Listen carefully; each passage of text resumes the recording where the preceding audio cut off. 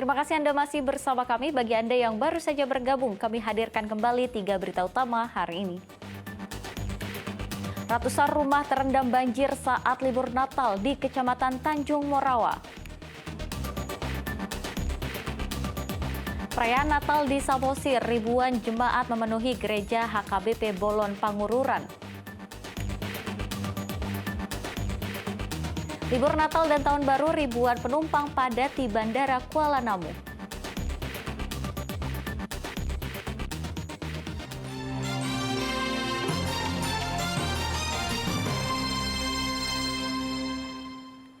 Ia memanfaatkan libur panjang perayaan Hari Natal dan Tahun Baru, kelonjakan calon penumpang terus terjadi di Bandara Kuala Namu, Deli Serdang. Jumlah penumpang tahun ini mengalami peningkatan 7% dari tahun sebelumnya.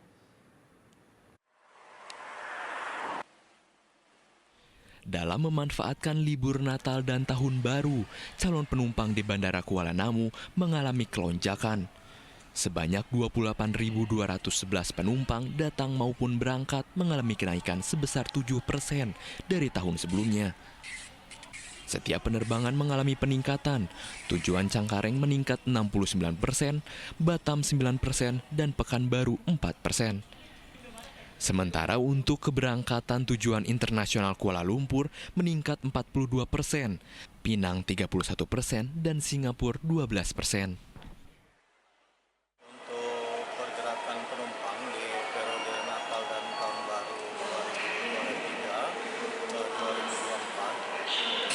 2024, itu kami telah memprediksi ada kenaikan sekitar 7% dibandingkan dengan pergerakan penumpang di periode Natal dan Tahun Baru di tahun 2022 dan 2023. Nah, jadi kalau di tahun 2022 dan 2023 itu pergerakan penumpang sekitar 444.000. Di tahun ini ada kenaikan sekitar 7% dari total tersebut.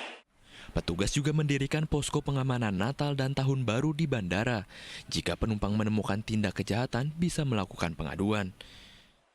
Baik, kita dalam pengamanan ini lebih upaya preventif, di mana kita melaksanakan kegiatan patroli dengan kehadiran polisi, dengan kehadiran anggota petugas. Mungkin tadinya ada niat kesempatan yang berbuat jahat, dengan kehadiran pada petugas, mungkin hal tersebut tidak terjadi. Kemudian kita melakukan penempatan voting kepada personil kita yang petugas pengamanan untuk menghindari atau untuk menjaga, mengantisipasi terkait dengan titik-titik rawan, di mana titik-titik kerawanan yang menjadi perhatian daripada kita sesuai dengan mapping kita di Bandara Kuala Namu sini. Pihak bandara mengimbau kepada penumpang untuk memakai aplikasi travel agar mempermudah saat proses penukaran tiket, sehingga tidak lagi mengantri secara manual di pemeriksaan. Muhammad Hamdani melaporkan dari Deli Serdang. Polisi membongkar praktik pencurian arus listrik yang digunakan untuk aktivitas penambangan Bitcoin di 10 titik lokasi Kota Medan. Kegiatan ini merugikan negara sebesar 14,4 miliar rupiah. Petugas gabungan Polda Sumatera Utara bersama penertiban pemakaian tenaga listrik Medan melakukan penggerebekan terhadap pencurian arus listrik di 10 titik lokasi di Kota Medan. Dari hasil penyelidikan petugas, pencurian arus listrik ini dipakai untuk aktivitas penambangan uang digital Bitcoin. Aktivitas penambangan Bitcoin membutuhkan listrik sebesar 1.800 volt. Modus pencurian yang dilakukan para pelaku cukup rapi. Pelaku tetap meletakkan kotak PLN di dinding, namun listrik yang dialirkan merupakan listrik dari arus tegangan tinggi. Ini tentu hal yang merugikan negara karena listrik ini dikelola oleh PLN melalui proses pembangkit listrik dan kemudian disalurkan. Modus ini adalah modus yang rapi karena kemudian seperti kita lihat di sini, ini boxnya box PLN benar, tapi kemudian aliran listrik yang ada di dalamnya bukan aliran listrik yang semestinya masuk ke dalam box dan dihitung dengan meteran. Yang kemudian diambil oleh mereka adalah yang di atas itu, di mana listrik diambil langsung dari tiang dan dialirkan ke dalam. Petugas mengamankan 26 orang beserta dengan mesin server. Pencurian arus listrik ini sudah berlangsung selama 6 bulan terakhir, sehingga telah merugikan negara sebesar 14,4 miliar rupiah. Tuti Alawiyah Lubis melaporkan dari Kota Medan. Ya, hari libur Natal dan Tahun Baru, petugas gabungan dari Perhubungan dan BNN Kota Binjai menggelar pemeriksaan kelayakan kendaraan angkutan umum di Terminal Bus Kota Binjai. Selain itu, petugas juga melakukan tes urin kepada sopir angkutan umum. Dalam memastikan kelayakan kendaraan umum di Kota Binjai, petugas gabungan dari Perhubungan dan BNN Kota Binjai menggelar pemeriksaan di Terminal Bus Kota Binjai pada Senin lalu. Satu persatu angkutan umum diperiksa petugas mulai dari lampu, sabuk pengaman, dan surat-surat kendaraan. Selain itu, petugas juga melakukan tes urin kepada para sopir guna memastikan sopir angkutan terbebas dari narkoba. Koordinasi kami dengan Forkompinda dan BNN Kota Binjai bahwasanya hari ini merupakan kegiatan rancek, yaitu pemeriksaan kendaraan keselamatan berlalu lintas dalam rangka untuk mendukung PAM Nataru. Berkaitan dengan itu, ada beberapa hal yang sudah kita kerjakan tadi, mulai dari dengan apel gabungan kekuatan. Setelah itu, masing-masing kami dari Dinas Perhubungan mempersiapkan penguji kendaraan bermotor terkait dengan kesiapan layak jalan kendaraan bermotor. Mulai dari surat-suratnya, administrasi, kemudian yang kedua terkait dengan fisik kendaraan. Sementara petugas juga menyiapkan 6 pos pengamanan dan pelayanan bagi para sopir yang kelelahan saat melakukan arus mudik Natal dan Tahun Baru. Kan ada 6 pos PAM dan 1 pos pelayanan, di mana di pos PAM dan pos pelayanan ini kami mempersilahkan mungkin masyarakat yang lelah bisa beristirahat di pos pelayanan yang akan dilaksanakan oleh dari Polri, dari instansi terkait, Pak.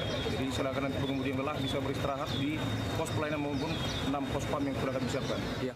Kegiatan pemeriksaan kelayakan kendaraan umum dilakukan guna memberikan kenyamanan kepada warga yang akan libur Natal dan Tahun Baru.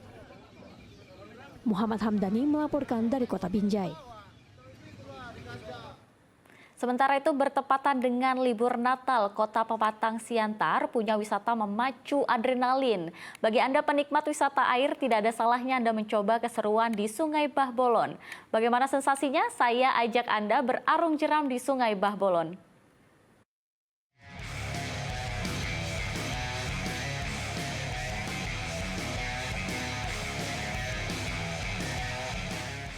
Sungai Bahbolon adalah sungai terbesar di Kota Pematang Siantar dan Kabupaten Simalungun. Sungai ini dijadikan objek wisata baru Arung Jeram Bahbolon di bawah komunitas Siantar Rafting. Sebelum masa COVID-19, objek destinasi wisata Arung Jeram sudah mulai diminati. Namun sempat terpuruk dan usai pandemi kini mulai bangkit. Pengunjung bisa menikmati keseruan trek lintasan sepanjang 4 km di Sungai Bahbolon. Wisata air ini pun mendapat perhatian khusus dari pemerintah Kota Siantar. Pertama, setelah 3 tahun tidak kita laksanakan eksibisi, makanya kita namakan eksibisi. Tapi kita rencanakan bersama dengan anak-anak Siantar Rafting, Bahbolon Siantar Adventure, kita ingin ini menjadi sebuah kegiatan rutin yang bisa dinikmati oleh masyarakat. Dan kita lebih coba lagi membuatkan aplikasi supaya mereka bisa mendaftar di dalamnya. Ini kan kami chat di beberapa akun media sosial yang kami miliki. Eksibisi kali ini mungkin diinisiasi oleh anak Siantar Rafting, kemudian ditangkap oleh Dinas Pariwisata. Kami berharap bahwa kerjasama kami dengan untuk melihat potensi, mengembangkan potensi itu bisa dilaksanakan. Aplikasi daring akan disiapkan Dinas Pariwisata agar mempermudah pengunjung bermain arung jeram di Sungai Bahbolon. Acara gini dibikin setiap tahunnya, atau jadi ini menjadi satu pemandangan Siantar yang membawa kemajuan di Siantar ini. Gimana tadi? Seru? Basah kuyup ya? Basah banyak jantungnya. Iya. Bagaimana? Apakah Anda tertarik menikmati keseruan arung jeram di Sungai Bahbolon? Ian Asmara melaporkan dari Kota Pematang Siantar.